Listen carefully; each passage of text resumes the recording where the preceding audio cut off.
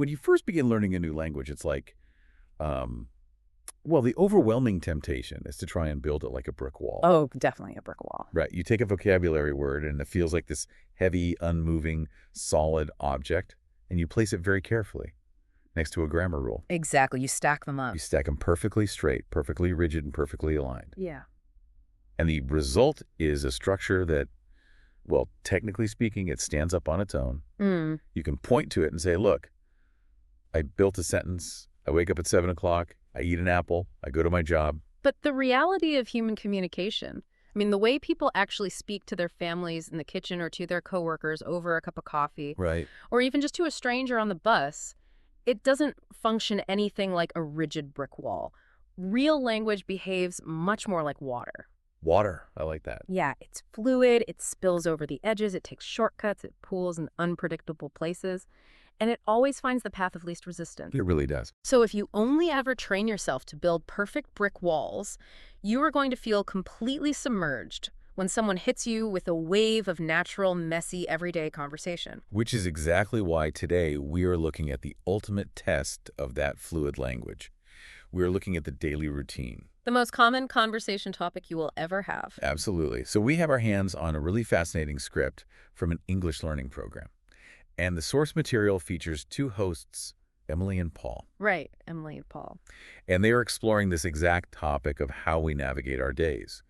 But rather than giving us a sterile list of vocabulary words to memorize, they actually actively discuss the highly relatable, often frustrating reality of their actual schedules. And what makes their approach so valuable is that they aren't just reciting facts about the clock. They really get into the psychological friction of waking up. The friction, yeah. The endurance tests of the morning commute, the biological realities of the workday, and the necessary relief of the evening.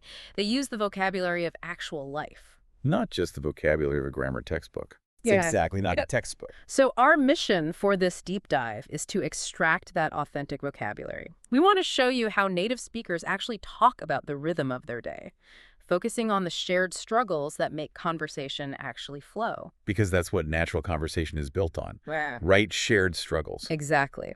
Now, because our source material is specifically geared toward English learners, and because we know many of you listening are actively working to improve your own conversational fluency, we're going to keep our pace very comfortable today. We're going to intentionally avoid overly dense academic jargon, and we will make sure that every concept we unpack is accessible, clear, and ready for you to use in your next conversation. Yeah, we really want to focus heavily on the why and the how of these phrases. Right. We aren't just going to tell you what words Emily and Paul use. We are going to look at the mechanics of why those words feel so natural to a native ear. Understanding the logic behind a phrase is what allows you to stop memorizing and start actually communicating. Absolutely. So let's jump right into the beginning of the day. The source material refers to this first phase as the morning battle. The morning battle, that is such a perfect way to describe it. It really is. And Emily and Paul set up a contrast that I think every single person listening to this has experienced. The massive gap between our ideals and our reality. They call it the Sunday night delusion. The Sunday night delusion is a brilliant starting point because it highlights a very specific psychological trap. It's such a trap. Right, because on a Sunday night when you are resting and the pressure of the work week hasn't hit you yet, you are not making plans for the person you actually are. No, not at all. You are making plans for an idealized future version of yourself. And culturally speaking, we often equip this imaginary future self with a very specific, highly disciplined routine. Yeah, Emily and Paul describe this perfectly. The character in their scenario sets the alarm for 6 a.m. on Sunday night. 6 a.m., wow. Right. The plan is to wake up before the sun, complete a full yoga routine, peacefully sip a cup of green tea, and watch the sunrise. It sounds like a script for a high-end wellness retreat. It does. And in a lot of traditional language learning settings, this is exactly the kind of vocabulary you were taught. You learn the words for achieve exercise, prepare, and organize. Which is fine if you are writing a self-help book, but the source completely shatters that illusion to show what actual Monday mornings look like. The messy reality. Right when that 6 a.m. alarm goes off, the idealized future self vanishes, and the very tired present self takes over. Instantly. The yoga is instantly forgotten, the green tea is abandoned, and the character confesses to becoming what Emily and Paul call a chronic snoozer. A chronic snoozer. I want to spend some time on this phrase because it tells us so much about how conversational English works. It really does. Let's look at the two halves. We know the snooze button is that dangerous little feature on your phone that buys you a few more minutes of sleep. Usually 9 minutes. Right, exactly 9 minutes. But pairing it with the word chronic is a fascinating choice. It is because chronic is a word typically reserved for medical contexts. You hear about chronic pain or a chronic cough. Something serious. Right. A condition that is persistent, recurring, and very difficult to cure. So by applying a serious medical term to a lazy morning habit, the language does two things. Okay, what's the first? First, it adds a layer of self-deprecating humor. You are playfully diagnosing yourself with a condition. Like it's out of your control. Exactly, which is Okay. the second thing. It communicates that you feel slightly powerless against the temptation of the bed. It's not just a choice you made once as a recurring battle. Now, I do want to push back on a specific piece of logic the text presents regarding the snooze button. Oh, yeah, what's that? So Emily and Paul point out the biological reality that hitting snooze actually makes you more tired. Right, the fragmented sleep cycle. Yeah, they note that falling back into a fragmented sleep cycle for 9 minutes guarantees you'll wake up feeling groggy, which is scientifically true. But they frame it purely as a failure of discipline. And you disagree. I'm not so sure it's just a failure. Sometimes I feel like those 9 minutes aren't actually about getting more sleep. They serve as a necessary psychological transition zone. A buffer space. Exactly. It's a buffer space where you are just trying to process the heavy realization that you have to exist and function in the world today. That is a very perceptive distinction, and it actually reinforces why we use phrases like morning battle. If waking up were simply a mechanical process like turning on a car engine, we wouldn't need a buffer zone. We just turn on and go. Right. But because transitioning from the private unconscious world of sleep to the public demanding world of work takes psychological effort, we use the snooze button to negotiate that transition. We are bargaining for time. We really are bargaining. And speaking of negotiating the transition into the day, Emily and Paul move on to discuss the tools we use to finally get moving. Ah, yes, the survival tools. The source text playfully refers to coffee as magical bean juice and a non-negotiable survival tool. They describe the act of turning on the coffee machine before the eyes are even fully open. Which is incredibly accurate for a lot of people. Oh, absolutely. But reading through this, I couldn't help but wonder if coffee has been replaced or at least joined by a much newer survival tool, because for a lot of people, the very first thing they reach for isn't a mug. It's a glowing screen. It's a smartphone. Yes. Yeah. The source actually anticipates this shift in cultural habits perfectly. It transitions from the physical need for caffeine to the psychological need for connection and information. Yeah. And it introduces a relatively modern, highly evocative piece of vocabulary, doomscrolling. Doomscrolling. That is such a great word. If you are learning English, mastering a word like doomscrolling will instantly make you sound deeply connected to contemporary culture. It's a fantastic example of linguistic novelty. Let's break it down. What makes doomscrolling so effective as a piece of vocabulary? It's the extreme juxtaposition of the two words it combines. Think about the word doom. Doom. It carries an almost apocalyptic weight. It signifies ruin, destruction, inescapable tragedy. It's the kind of word you could expect to find in ancient mythology or epic literature. Right, it's heavy and existential. And then you pair it with scrolling, which is arguably the most mundane, repetitive, low-effort physical action of the 21st century. Just a thumb lightly swiping up on a piece of glass. So by fusing them together, what does the word capture? It captures a very specific modern anxiety. Doomscrolling is the act of lying in bed, staring at your phone, and endlessly consuming negative news. Or stressful updates. Exactly. Or even just a chaotic stream of random videos, all while feeling a sense of dread but being completely unable to look away. You are absorbing the crises of the world from the comfort of your pillow. Yeah. And doing this delays the start of the actual day. You wake up intending to quickly check the weather, and suddenly it's 20 minutes later. You are stressed out about an economic crisis on another continent. And you are officially running late for work. It elevates a lazy morning habit into a minor existential crisis. But if we bring this back to the core lesson Emily and Paul are teaching in the source material, confessing to this behavior is how you build a bridge in a conversation. Well, if you walk into your office and tell a coworker, I woke up perfectly at 6 a.m., exercised and prepared for the day, you have built a brick wall. Ah, right. It's impenetrable. The other person can only say good for you. It creates distance. It makes you sound almost robotic, untouched by the friction of daily life. Exactly.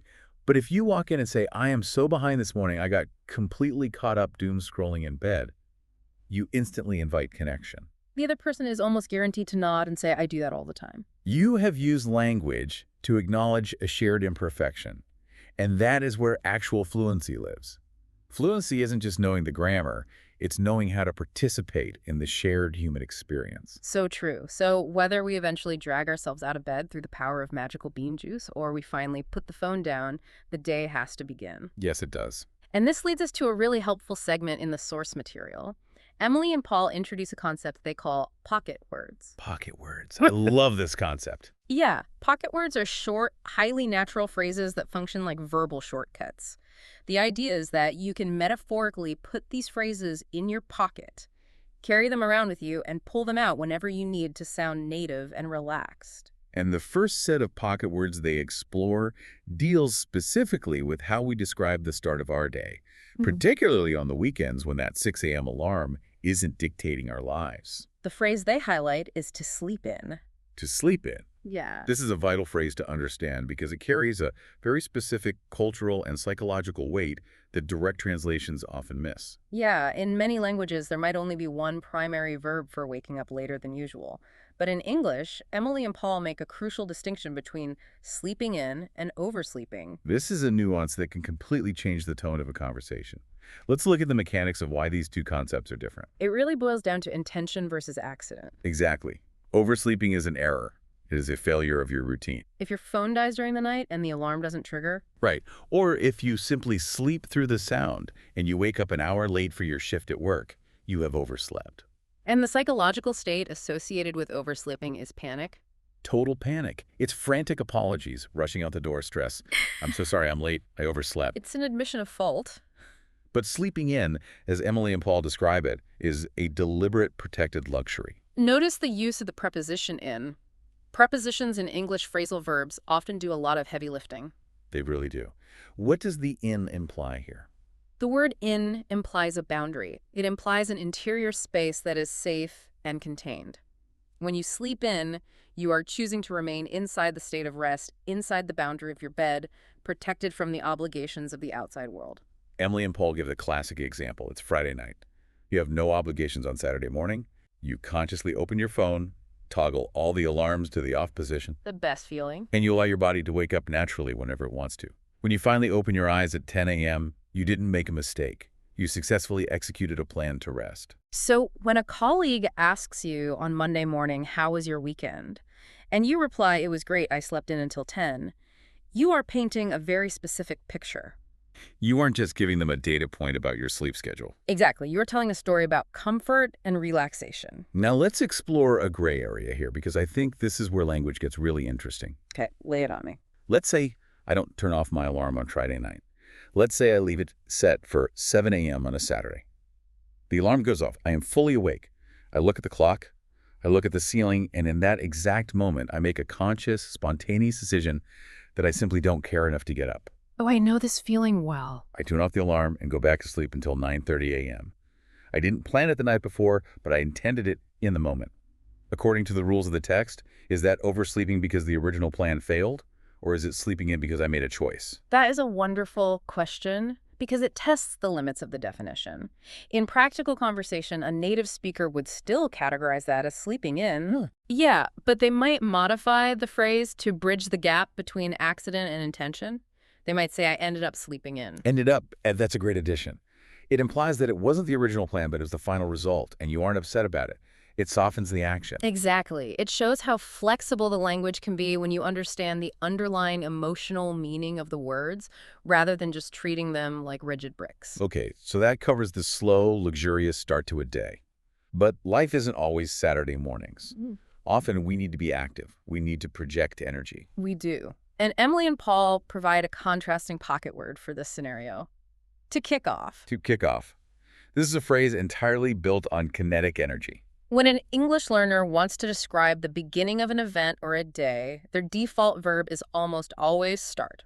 I start my day. We start the meeting. And there is absolutely nothing grammatically wrong with start. But it's flat. It's utilitarian. It lacks color. Emily and Paul use a sports analogy to explain why kickoff is so much more effective. Yeah, if you look at American football or global soccer, the game doesn't just gradually begin.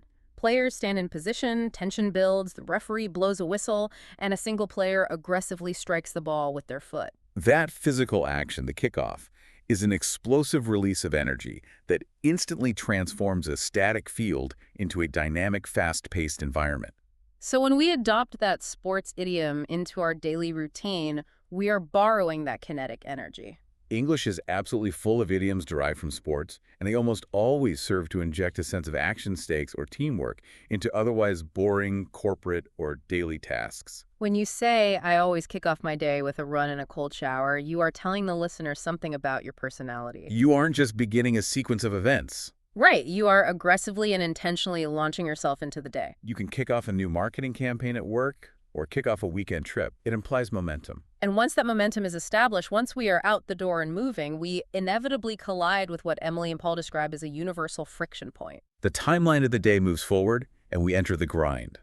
We are talking about the commute. The commute, the geographical and psychological journey between the sanctuary of the home and the obligations of the workplace. If you are listening to this deep dive while sitting on a crowded bus or gripping the steering wheel in gridlock traffic, Or standing on a freezing train platform waiting for a delayed connection.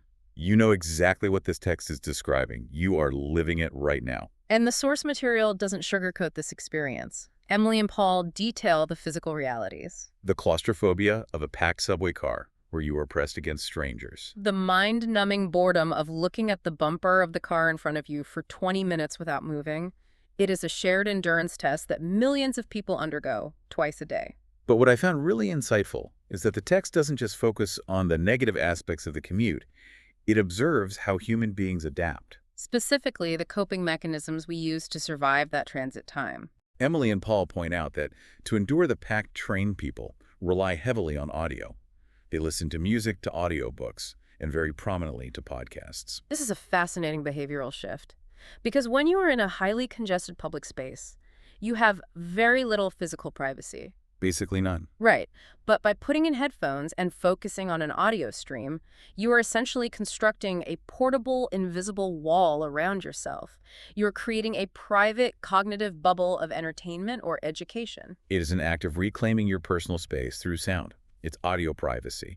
You are physically present on the bus, but cognitively you're in a different room entirely. Exactly. And navigating that commute requires a massive amount of adrenaline and focus, which brings us directly to the inevitable biological consequence of that morning rush. Yes, because once you survive the commute, arrive at the office, power through your morning emails, and eat lunch, your body demands a toll. The adrenaline of the morning kickoff eventually runs out, and the source introduces another incredibly vivid pocket word to describe this phenomenon: the midday slump. The midday slump. Let's really analyze the mechanics of this phrase, because it is a perfect example of how language maps a physical shape onto a cognitive feeling. Let's start with the biological reality. Emily and Paul point out that this usually happens between 1 p.m. and 3 p.m. You've been awake for hours, the stress of the morning is fading, and crucially, you have just eaten lunch. Biologically, your body redirects its energy and blood flow toward your digestive system to process that meal. This naturally pulls resources away from your brain, resulting in a pronounced drop in alertness. We've all felt it. It's that heavy, paralyzing wave of tiredness. But why call it a slump? Because English loves to use physical posture to describe emotional or mental states. Think about what a slump actually looks like. It is not a graceful, controlled decline. No, a slump is a collapse of structural integrity. If you slump in your chair, your spine rounds, your shoulders drop, your head hangs forward. You physically deflate like a balloon slowly losing air. So when we say we hit the midday slump, we are taking that physical image of collapse and applying it to our mental energy. Your focus and motivation are literally drooping. Emily and Paul use a fantastic idiom to describe the cognitive effect of this slump. They say you can be sitting at your desk staring right at your computer monitor, but nobody is home. Nobody is home. It's a brilliant metaphorical framework. It treats the human brain as a house and consciousness as the resident of that house. During the midday slump, the lights might be on, your eyes are open, and the machinery might be humming. But the person who operates the machinery has stepped out. You are physically present, but cognitively absent. And Emily and Paul list the desperate remedies we employ to try and force the resident back into the house. We stand up and pace around the office to force our circulation. We go to the restroom and literally splash freezing cold water on our faces to shock our nervous system. Or we return to the survival tools of the morning. We go back to the break room and pour a second or third cup of coffee, attempting to artificially jolt our brains back to a state of productivity. I have absolutely resorted to the cold water trick in a public restroom. Oh yeah, does it work? It works for exactly 4 minutes, and then the slump wraps right back around you. It's inevitable. There's actually a highly relatable narrative moment later in the source script, where one of the characters admits that the slump hit them so severely on a Thursday afternoon that they genuinely fell asleep at their desk. Which is an incredibly risky maneuver in a professional environment. Exactly. The character describes waking up with a jolt of panic just a fraction of a second before their manager walked into the department. Wow, close call. It's framed as a funny anecdote, but it underscores just how deeply ingrained this biological rhythm is. And this is why having the phrase midday slump in your vocabulary arsenal is so powerful for a language learner. Right. If a colleague walks by your desk at 2:30 p.m. and says, "You seem quiet today," you could rely on a textbook translation and say, "I am experiencing fatigue due to the digestion of my meal." Which would make you sound like a medical droid from a science fiction movie. Exactly. It conveys the data but completely fails the social test. But if you reply, "Yeah, I'm really hitting that midday slump right now," you achieve instant solidarity.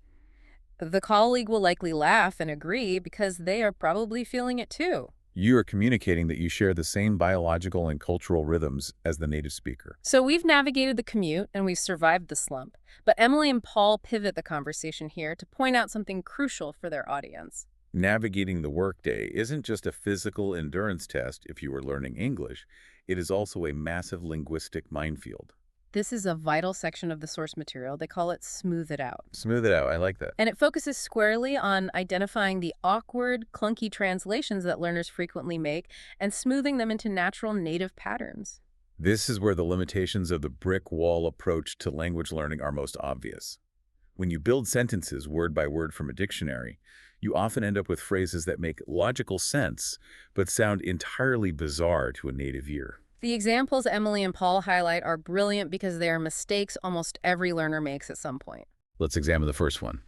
The clunky direct translation is, "I go to company at 9 a.m. Now, if you break that down logically, you can absolutely see why a learner would construct that sentence. You are employed by a business. A business is a company, therefore you travel to the company. But to an English speaker, "I go to the company" sounds incredibly strange. Why is that? What is the subtle distinction the native ear is catching? It has to do with how English categorizes the concept of employment. When we hear the word company, we don't naturally picture the physical building where you type on a keyboard. What do we picture? We picture a corporate entity, we picture a legal structure, a logo, a board of directors, an abstract business organization. Right, so saying "I go to company" strips away the human element of the action. It sounds overly formal, almost as if you were an external government inspector arriving to audit their financial records. Exactly, rather than an employee simply showing up to do your daily tasks. To fix this, Emily and Paul provide the smooth, natural alternative. Instead of focusing on the corporate entity, you focus on the action and the location simultaneously by using a single word. You say, "I go to work at 9 a.m., or even better, "I head to work." To work. It is such a versatile word. It functions as the verb, the noun, the location, and the concept. I am at work. I have a lot of work. I am heading to work. It instantly humanizes the sentence and smooths out the clunky translation. Now let's look at the second mistake Emily and Paul highlight, which involves how we interact with technology during the day. The clunky version is "I play my phone." This one always makes me smile because it creates such a funny visual image in the mind. But again, you can trace the logic. A phone is an electronic device that provides entertainment. We play video games, we play music, so why don't we play the phone? The answer lies in the implicit rules governing the verb play in English. We reserve the word play for activities that require active, structured engagement. We play sports, which have rules and scores. We play games, which have win states. And we play musical instruments, which require skill to produce art. The word implies that the object itself is central to the activity. You play the piano. The piano is the instrument of creation. But a smartphone is different. A smartphone is primarily a tool. It is a conduit. It is a portal that gives you access to other things. Emily and Paul use a great piece of visual humor to explain this rule. They joke that unless you are physically gripping your phone by the edges and swinging it through the air to hit a baseball, you should never say, "I play my phone." You are not treating the physical object as a toy. But wait, let's dig into that portal concept. Yeah. What if I am actually playing a mobile game on the device? Can I say it then? Even then, the phrasing shifts slightly. You wouldn't say, "I play my phone." You would say, "I am playing a game on my phone." The preposition on is critical. It reinforces that the phone is the venue, the platform where the activity is happening, not the activity itself. That makes perfect sense. So if we aren't playing the phone, how do we describe our general mindless interaction with it? Emily and Paul offer a few smooth alternatives. The most common fixes are spatial or descriptive. You can say, "I go on my phone again," treating it as a digital space you enter. Or, for a much more precise description of modern behavior, you return to the vocabulary we discussed earlier and say, "I scroll on my phone." I scroll on my phone. It describes the physical swiping motion of the thumb. I was just scrolling on my phone during this lump. It sounds completely effortless and native. Which brings us to the final linguistic pitfall the source highlights, and it's one that deals with the transition out of the workplace. The clunky mistake is, "I close my work at 5 p.m." This is a classic example of applying the rules of physical objects to abstract concepts, which is something language learners do constantly out of necessity. If work is an open task, the logical conclusion is that you must close it when you are finished. But let's look at the mechanics of why this fails. It fails because of how the brain maps the word close. In English, to close, something almost always requires a physical mechanism, typically a hinge, a lid, or a seal. You close a door, you close a book, you close a window. A manager can physically lock the front doors of a retail store and say, "We are closing the shop." But work as an individual's daily labor is not a box. It doesn't have a lid.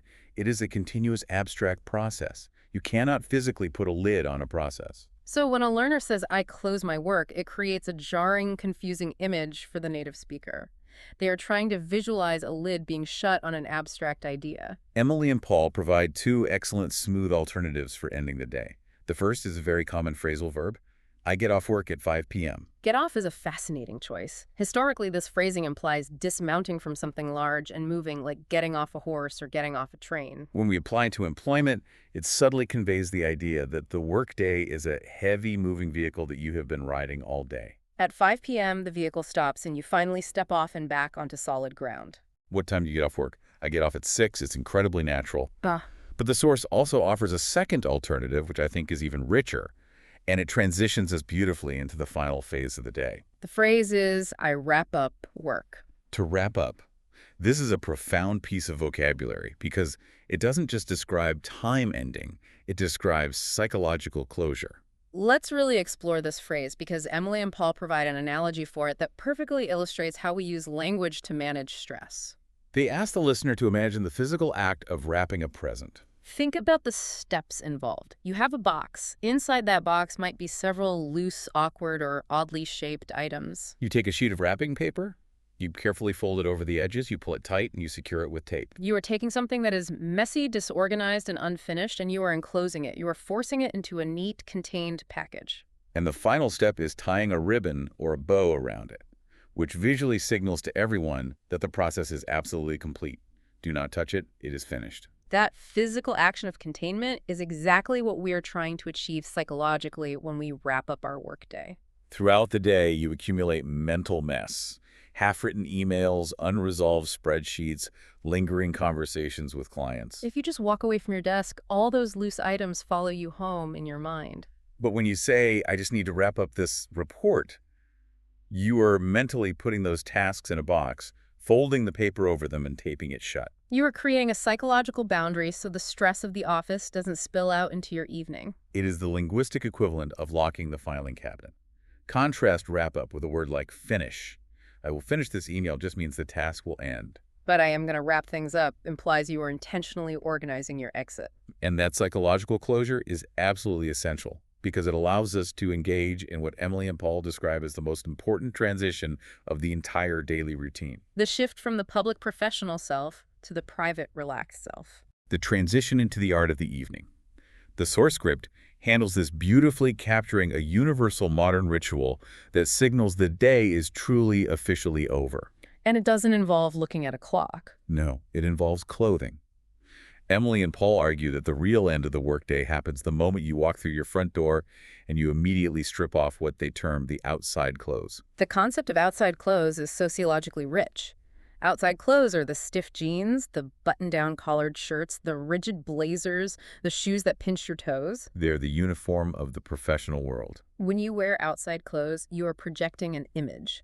You are maintaining a posture. You are on display for your boss, your clients, and the public. But the text describes the glorious, almost sacred ritual of taking those clothes off and putting on the sweatpants. Sweatpants are the physical manifestation of grace. They are forgiving, they have elastic waistbands, they don't require you to hold your stomach in or maintain perfect posture. By changing from the outside clothes into the sweatpants, you are physically shedding the expectations of society. You are giving yourself permission to stop performing. And once that physical boundary is established, once the sweatpants are on, the text uses a wonderfully evocative phrase to describe what happens next. It describes sitting down with dinner, maybe putting a television show on softly in the background, and simply melting into the couch. Melting into the couch. Yeah. Think back to the morning vocabulary we discussed. In the morning, we talked about kicking off the day. That was explosive kinetic energy, tension, and action. Now, at the end of the day, the language reverses completely. We are melting. Melting implies a loss of structural integrity. You are transitioning from a solid state back into a liquid state. All the physical tension you held in your shoulders during the commute, all the forced focus you maintained during the midday slump, it all dissolves. You aren't just sitting on the furniture, you're fusing with it. It beautifully captures that specific intersection of total physical exhaustion and deep environmental comfort, which leads perfectly to the final pocket word Emily and Paul introduce, representing the ultimate goal of the evening routine. To wind down. To wind down. We need to look closely at the mechanics of this phrase because it highlights a crucial biological truth that we often ignore in our fast-paced lives. Sleep is not a binary switch. Right. You cannot simply flip a switch from awake to asleep, especially not after a demanding day. Emily and Paul use the example of working a grueling 12-hour shift. When you walk out of that building, your nervous system is still highly elevated. Your brain is processing 100 different micro-stresses. Cortisol and adrenaline are still in your bloodstream. If you try to go from that state of high alert directly into your bed, you are just going to lie there in the dark staring at the ceiling while your brain continues to race. Your engine is still running at maximum RPM. Therefore, you have to intentionally manage the deceleration. You have to wind down. The metaphor here is rooted in old mechanics, like a wind-up toy car. You turn the key to build tension in the spring, and when you let it go, the car races across the floor. But as that tension releases, the car doesn't just instantly halt. It gradually loses momentum. It slows down until it eventually comes to a gentle, natural stop. That gradual deceleration is exactly what an evening routine is designed to achieve for the human mind. Emily and Paul list several common wind-down techniques that people use to facilitate this gentle stop. They mention reading a physical book, which is a highly effective cognitive tool. It forces the eyes and the racing mind to focus on a single linear narrative, pulling attention away from the chaotic multitasking demands of the day. And critically pulling eyes away from blue light screens. They mention brewing a cup of chamomile tea, using warmth and natural herbs to physically soothe the digestive system and lower the body temperature. Taking a hot shower, which is literally washing away the grime and tension of the outside world. Listening to soft ambient music. Or, as Emily and Paul very honestly admit, bringing a thread from the morning back into the conversation. Sometimes winding down just looks like lying in bed and quietly scrolling on your phone until your eyes get heavy. A slightly less anxious version of doomscrolling. Just regular mindless scrolling to distract the brain until it finally powers down. But regardless of the specific method, the goal is always the same: intentional deceleration. And as we step back and look at this entire arc that Emily and Paul have mapped out, from the delusion of the 6 a.m. alarm to the struggle of the commute, the collapse of the slump, and the relief of melting into the couch, they reveal a really profound truth about the human experience. They point out that despite how much we complain about the daily grind, despite the exhaustion of the traffic and the endless emails, human beings find immense, undeniable comfort in routine. We culturally tend to speak about routines as negative things. We say we are stuck in a rut or caught in the rat race. But Emily and Paul argue that there is a deep psychological peace in predictability. Knowing exactly what is going to happen next, knowing that after the difficult commute comes the coffee, and after the long workday comes, the sweatpants provides an anchor in an otherwise chaotic and unpredictable world. It's so true. Think about what happens when our routines are violently disrupted. Even if it's for something positive like going on a long vacation, it can often feel incredibly stressful for the first few days because we have lost that anchor. We don't know when our next cup of coffee is coming or where we are supposed to be. We actually crave the structural predictability of the grind, even as we complain about being inside it. And that shared rhythm, the universal cycle of morning ambition, daytime struggle, and evening comfort, is the very foundation of natural language. Which brings us to the core actionable lesson of our deep dive today. If there is one overarching concept you take away from Emily and Paul's script, let it be this. If you want to speak naturally, if you want to sound like a fluent, authentic communicator when describing your life, you have to fully embrace the messy reality of it. You have to dismantle the brick wall. You have to let go of the robotic, pristine seduction. I wake up at 7 and eat a healthy breakfast textbook language. To sound human, you need the vocabulary of friction. Exactly. You need to confidently admit to the snoozing. You need to be able to complain about the midday slump with your coworkers. You need to confess to the 20 minutes of doom scrolling. Because those small imperfections and daily struggles are what make you relatable. Vulnerability is what makes conversation flow like water. You don't go to company like a machine executing a programmed route. You head to work. You navigate the physical and mental hurdles of the day. You consciously wrap up your tasks, and you intentionally wind down your mind. At the end of their script, Emily and Paul pose a fantastic question to their listeners, and I want to pose that exact same question to you right now. It is a classic conversational prompt that perfectly encapsulates the divide in how we experience our routines. They ask, are you an early bird who loves the morning, or are you a night owl who loves staying up late? It is a great question for self-reflection. Do you find your kinetic energy when you are kicking off the day before the sun is up? Or does your mind only truly come alive in the quiet hours when everyone else is winding down? Think about your answer to that question. And more importantly, the next time you find yourself in an English conversation, maybe standing by the coffee machine at work or catching up with a friend, try to use the natural vocabulary we unpacked today to explain your answer. Talk about how you prefer to sleep in on weekends, or how you struggle to wrap up your projects before midnight. Paint a real textured picture of your life. And speaking of leaving our routines behind, Emily and Paul leave their audience with a great tease for their next topic. They mention that they will be stepping completely outside of the daily grind to explore the vocabulary of travel and vacations. Paul even jokes that he is already packing his bags. Escaping the commute. That sounds like an incredibly refreshing follow-up to this material and a whole new set of vocabulary to explore. But before we let you go today, I want to leave you with one final thought to mull over. Something that builds on the linguistic connections we've made, but challenges you to look at your own learning process a bit differently. Let's hear it. We spent a lot of time today analyzing that brilliant concept of the outside clothes, the stiff, uncomfortable, restrictive garments we wear to face the professional world.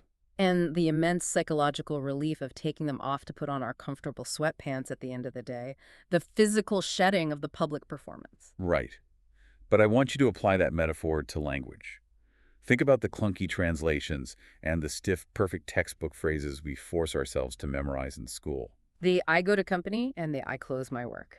How much of the formal, rigid vocabulary we force ourselves to use when speaking a second language is really just another set of linguistic outside clothes? That is a very compelling way to look at it. Words as a restrictive uniform. We put on this perfect robotic grammar when we speak to native speakers because we think it makes us sound smart or proper or correct. We wear it like a suit of armor to protect ourselves from making a mistake. But maintaining that armor is exhausting. It pinches just like a tight pair of professional shoes. And more importantly, that armor prevents the messiness and the shared vulnerability that creates true human connection. Exactly. So the question I want you to ponder is this. In your journey of learning English, how do you find your linguistic sweatpants? How do you find the phrases that allow you to relax into a conversation rather than standing at stiff attention? How do you finally give yourself permission to take off the heavy armor of perfect grammar, embrace the messy, chaotic reality of the snooze button and the midday slump, and just be your authentic self when you speak? Because remember, true communication isn't about building a perfect brick wall. It's about water. Don't be afraid to let it flow.